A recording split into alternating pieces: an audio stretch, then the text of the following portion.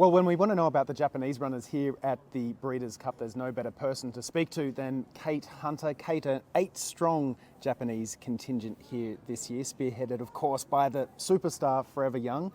What have you noticed about him as far as maturity from this time last year? Oh, he's so much bigger. I remember him, I remember him as a 2-year-old when he won his first Kentucky Derby prep. And I mean, he was a massive horse then, and he's really grown into himself, and he looks like 20 million bucks. Why was it important for Mr. Yahagi to bring him back this year? Because it looks like an absolutely stacked Breeders' Cup Classic as well. Well, Mr. Yahagi's had a wonderful relationship with the Breeders' Cup over the years, and when after having been the first Japanese trainer to win not just one but 2 Breeders' Cup races in 2021, he definitely wants to add a few more titles to his shelf. So when you've got a dirt horse like Forever Young, there's really no other place to take him at the end of the year than the Breeders' Cup. For sure, and you just mentioned that 20 million bucks. That has to have been one of the highlights on the racing calendar all year this year, when Forever Young just threw it down with the Hong Kong superstar Romantic Warrior in Saudi.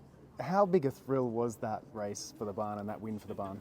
Oh, it was just like, I mean, when you win the world's richest race, it's you have a really good night then afterwards, and a really good couple of nights later once we got to Dubai.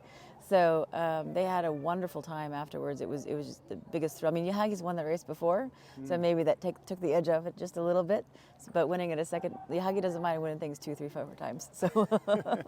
Well, I'm sure he'd like to get another win here at the Breeders' Cup after that terrific year in 2021 with Love's Only You and Marshall Lorraine. Another one of his interesting runners who's caught my eye, American Stage, who he must have a pretty big opinion of putting into a Grade 1 in Dubai at just his second start, and then Breeders' Cup at third start here. Yeah, when he was just starting out in Japan earlier, like basically at the end of last year, going into the season earlier this year, he was looking for a place to run because there's not a whole lot of pattern for 3-year-old dirt sprinters in Japan, so there's really nowhere for him to go. So like Dubai was a good opportunity to step him up in class and give him some black type and some options there, and he ran his heart out. So like a 3-year-old running against those kind of horses as a in March, April, like that's bonkers. Like people don't do that. And he ran so well.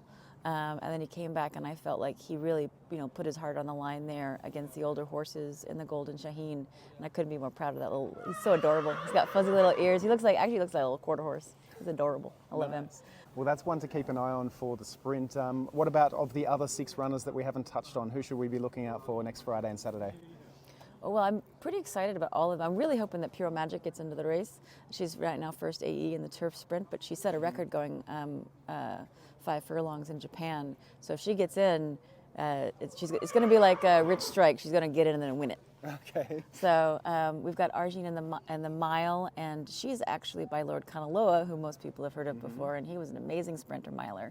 And so I'm really excited to have some of his blood make it over here, because I think that his blood will really like it here in the United States. All right, well, it could be a big couple of days then for Japan, our fingers crossed. And also some big news out this week, Kate, in terms of the Kentucky Derby, with 3 more races added to the Middle East road to the Kentucky Derby as far as getting points is concerned. What does this mean from a Japanese perspective? Because we know that their horses like to target those Middle East races, and 3 years ago we nearly had 3 runners in the Kentucky Derby, didn't we? With Derma Sotogaki, Continua and Mandarin Hero. Continua just got scratched at the last moment. Could we be seeing in the future 3, 4 runners in the Kentucky Derby from Japan? Well, my personal dream is to get at least a quarter of the field all Japanese, but not to break any hearts of the American trainers out there, but hopefully so, because I mean the Japanese love doing the Saudi-Dubai combination.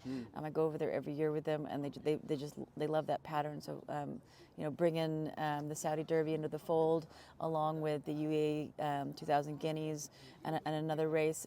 I think it's really going to strengthen the connection that the Kentucky Derby has with the Middle East, and give more options as well for the Japanese, because sometimes getting into World Cup Day isn't that easy, but the Dubai World Cup is a wonderful carnival, so there's a lot of opportunities now for them to step it up and to get more points to get into the Kentucky Derby. Not just the road to Japan, not just the road in America, but also now the European Middle Eastern road.